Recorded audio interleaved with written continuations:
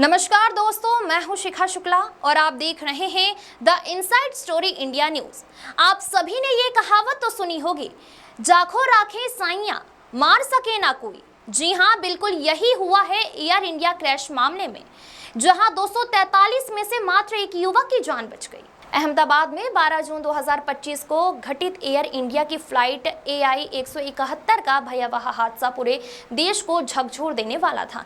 इस विमान में कुल 241 लोग सवार थे, जिनमें 229 यात्री और 12 क्रू मेंबर शामिल थे।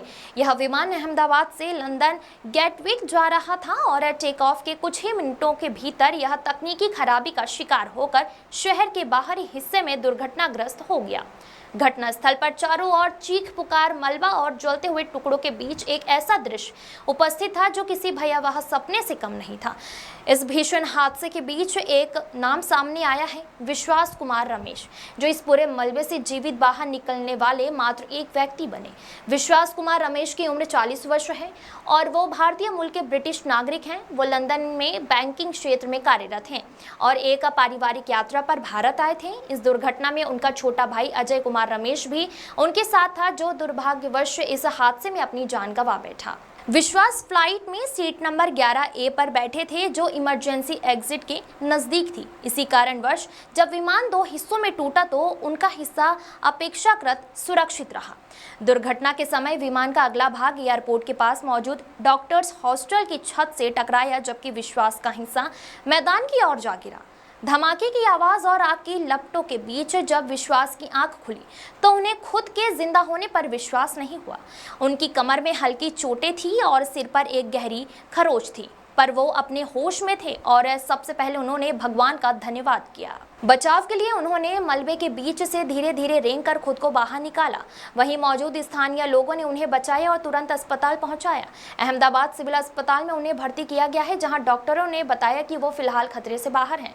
प्रधानमंत्री नरेंद्र मोदी और गृह मंत्री अमित शाह ने अस्पताल पहुंचकर न केवल घायलों से भेंट की, बल्कि विश्वास से भी मुलाकात की और विश्वास ने प्रधानमंत्री से कहा कि उन्हें अभी भी यह विश्वास नहीं हो रहा है कि वो जिंदा बच गए। उनकी आंखों से आंसू थे और शब्दों में भय का कंपन। उन्होंने बताया कि जब प्लेन झटका खाने लगा तो सभी यात्री चीखने लगे। कुछ ही पलों में विमान का पिछला हिस्सा आग की लपटों में घिर गया। उनकी सीट के पास का इमरजेंसी डोर पहले ही झटके में खुल चुका था, जिससे उन्हें तुरंत बाहर निकलने का रास्ता मिला। उन्होंने फौरन सीट बेल्ट खोली और तेजी से रेंगते हुए बाहर की ओर निकले। बाहर की जमीन सख्त थी, पर वो गिरने से बाल बाल बचे। इसके बाद उन्होंने तुरंत अपने पिता को फोन किया और कहा, मैं बच गया हूँ पापा, मैं जिंदा हूँ। उनके पिता उस वक्त दिल्ली में थे और बेटी की आवाज़ सुनकर फूट फूट कर रोने लगे। उन्होंने कहा कि यह ईश्वर का करिश्मा है। इस हादसे के बाद जब NDRF और फायर ब्रिगेड ने तलाशी ली, अभियान चलाया, तो विश्वास को अस्पताल ले जाया गया। विश्वास की जांच के लिए मेडिकल टीम ने CT स्कैन, MRI और ब्लड टेस्ट किए, जिसमें किसी भी आंतरिक चोट के संकेत नहीं मिले। डॉक्टरों का कहना है कि यह अपने आप में एक चमत्कारी है। कोई इतना बड़ा विमान हादसा झेलने के बाद भी जीवित बच सकता है।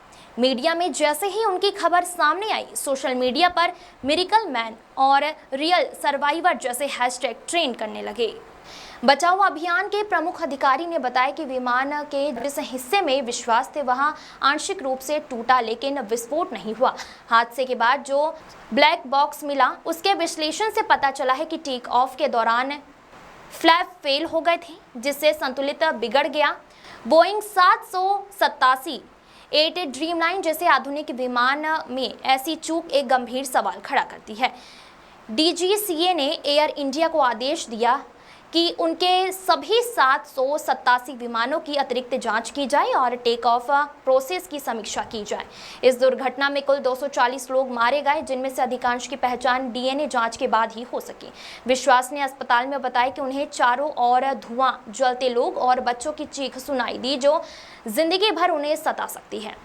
उन्होंने अपने भाई को अंतिम बार मदद के लिए चिल्लाते देखा, लेकिन खुद को बचाना उनकी प्राथमिकता बन गई। उनका कहना है कि अगर उन्होंने एक पल की देरी की होती तो वो भी उसी आग का हिस्सा बन जाते। बचने के बाद उन्होंने ठान लिया कि वो अब हर दिन को उपहार की तरह जिएंगे और दूसरों की मदद करेंगे। वो वापस लंदन जाकर दुर्घटनाओं से बचाव का काम करना चाहेंगे और एक फाउंडेशन शुरू करने की योजना बना रहे हैं। उनका मानना है कि भगवान ने उन्हें जीवित इसलिए रखा क्योंकि उनसे कोई विशेष कार्य करवाना है। उनकी कहानी ने लाखों लोगों को यह संदेश दिया है कि अगर हिम्मत ना छोड़ी जाए तो जीवन में चमत्कार संभव है। विश्वास ने यह भी कहा कि अब वो हर साल इसी दिन को जीवन उत्सव की तरह मनाएंगे। वो अपने भाई अजय की स्मृति में एक चैरिटेबल ट्रस्ट शुरू करने की योजना भी बना चुके हैं। हादसे के बाद उन्होंने अपने जीवन के कई मूल्य बदले हैं। अब वो ज़्यादा विनम्र, शांत और ईश्वर के प्रति आभारी हो गए हैं। विश्वास की मां, जो इस खबर के बाद सदमे में थी, अब उन्हें देख संतोष कर रही है कि उनका एक बेटा तो उनके पास सुरक्षित है। अहमदाबाद सिविल अस्पताल में उनका इलाज कर रहे डॉक्टरों ने कहा कि मेडिकल हिस्ट्री में ऐसे केस बहुत दुर्लभ होते हैं। डॉक्टरों ने उन्हें अब कुछ दिन के लिए मानसिक स्वास्थ्य काउंसलिंग लेने की सलाह दी है ताकि वह ट्रॉमा से उबर सके। प्रधानमंत्री कार्यालय की ओर से उन्हें विशेष सहायता दी जा रही है और उनके परिवार को हर संभव सहयोग का आश्वासन दिया गया है। विश्वास अब धीरे धीरे ठीक हो रहे हैं और उन्होंने मीडिया से कहा, मैं हर उस जान के लिए प्रार्थना करूंगा जो इस विमान में मुझसे बिछुड़ गए। यह कहानी मात्र जीवित बचे एक व्यक्ति की नहीं है, यह उस अदृश्य शक्ति की भी है। कहानी है जो जीवन को मृत्यु से खींच लाती है। विश्वास की कहानी आज हर भारतीय के दिलों को छू रही है। एक ऐसी त्रासदी से उभरी आशा की लौ जहां पूरे देश इस हादसे का शोक में डूबा हुआ है, वहीं विश्वास कुमार रमेश की जीवित गाथा इस दुख की धूप में उम्मीद की एक किरण बनकर सामने आई है।